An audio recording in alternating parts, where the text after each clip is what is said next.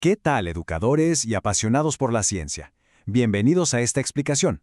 Hoy tenemos entre manos un material verdaderamente fascinante, una secuencia didáctica completísima, diseñada específicamente para estudiantes de cuarto año de secundaria, que aborda uno de los temas más profundos que existen, el origen de la vida y la historia de nuestro planeta. Sabemos perfectamente que enseñar eventos abstractos que ocurrieron hace miles de millones de años no estaría fácil, ¿verdad? Por eso vamos a desglosar todo esto como un tutorial paso a paso.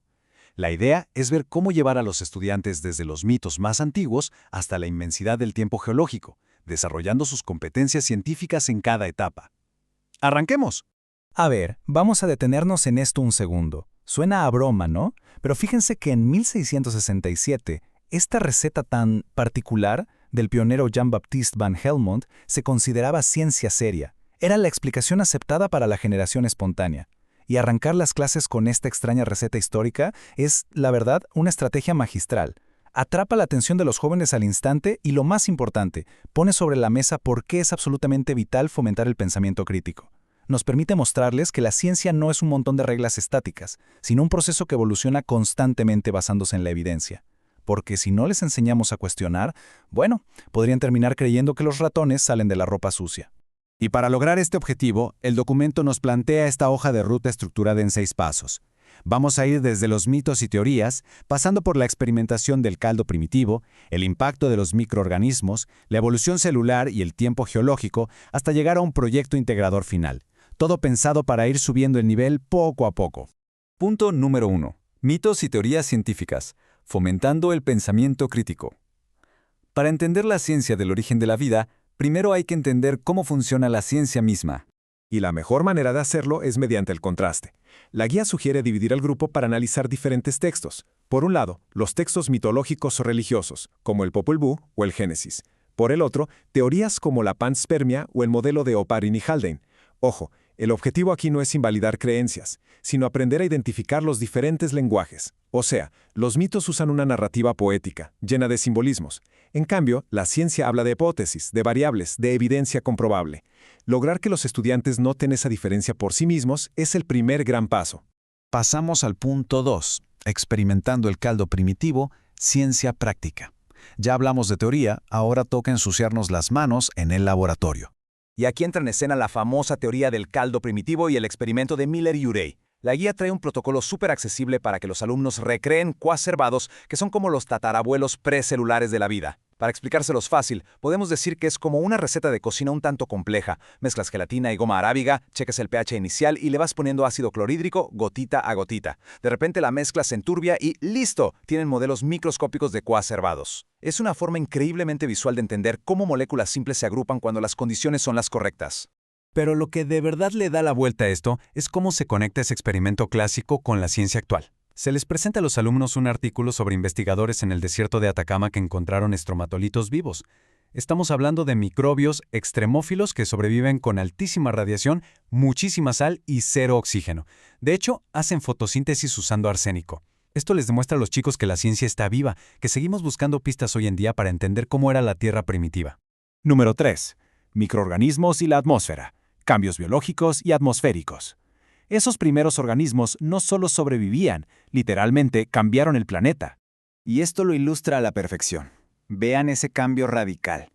Después de miles de millones de años casi sin oxígeno, hay un pico tremendo. ¿El culpable? Esas mismas células primitivas que hacían fotosíntesis. Su desecho era el oxígeno. Y ese gas, que al principio era tóxico para muchos, terminó transformando la atmósfera y preparó el escenario para que existiéramos nosotros y toda la vida aeróbica compleja. Es una manera genial de mostrar cómo la biología y la geología van de la mano. Vamos al cuarto punto, el origen celular complejo. Evolución celular. Con oxígeno de sobra, la vida da su siguiente gran salto evolutivo. Aquí podemos comparar visualmente dos mundos. De un lado, una célula procariota simple, como una bacteria. Del otro, una célula eucariota, que es toda una metrópolis súper compleja llena de orgánulos, como mitocondrias y cloroplastos. Cuando los estudiantes ven esta enorme diferencia, la pregunta cae por su propio peso. ¿Cómo pasamos de algo tan básico a algo tan increíblemente complejo? La respuesta viene de la mano de la genial Lynn Margulis y su teoría endosimbiótica. Para bajarle un lenguaje que los chavos de cuarto de secundaria entiendan rápido, es como hablar de un compañero de cuarto microscópico permanente. Básicamente, una célula más grande se comía una más pequeña, pero en vez de digerirla, hicieron equipo. Una daba protección, la otra energía. Y la evidencia que los estudiantes analizan, que las mitocondrias y los cloroplastos tienen su propio ADN y doble membrana, como si fueran bacterias independientes atrapadas dentro de nosotros. Una maravilla evolutiva. Punto 5. Comprendiendo el tiempo geológico, ampliando la perspectiva.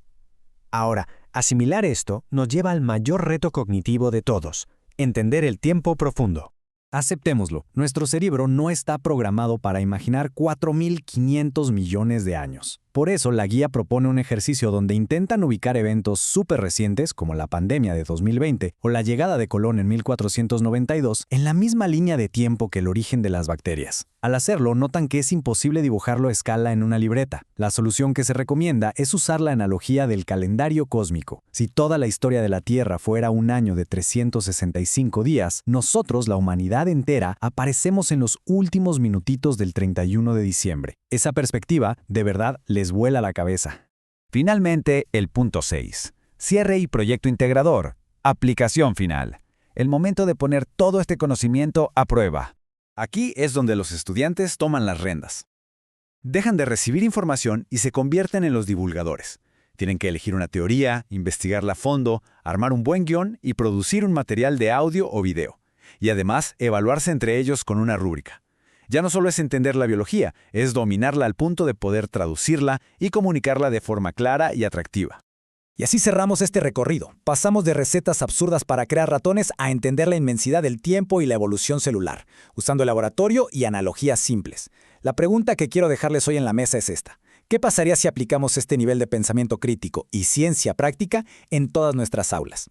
Imagínense el potencial de despertar esa chispa científica en toda una nueva generación. Ojalá se lleven muchas ideas valiosas de esta explicación. ¡Hasta la próxima!